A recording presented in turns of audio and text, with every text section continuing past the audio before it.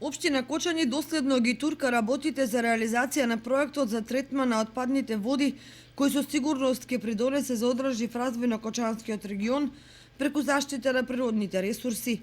Тоа ќе го промовира и економскиот развој на регионот, како што е индустријата, земјоделството и туризмот.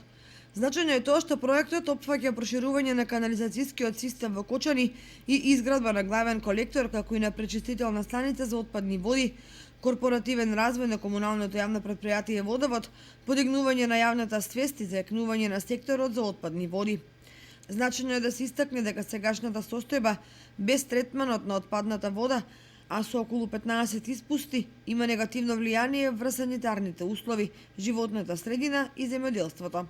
Главниот колектор за отпадна вода е крупен објект. Неговата должина изнесува 12 километри и од високо квалитетен водонепропустен материјал. Отпадната вода ќе се собере и ќе се транспортира до пречистителната станица.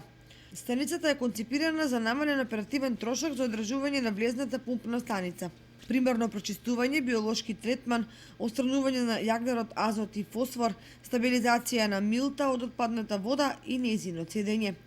Целиот проект чини околу 23 милиони швајцарски франци, од кои 92% се грант од владата на Швајцарија, 7% од владата на Република Македонија, 1% од општина Кочани и од комуналното јавно претпријатие Водовод.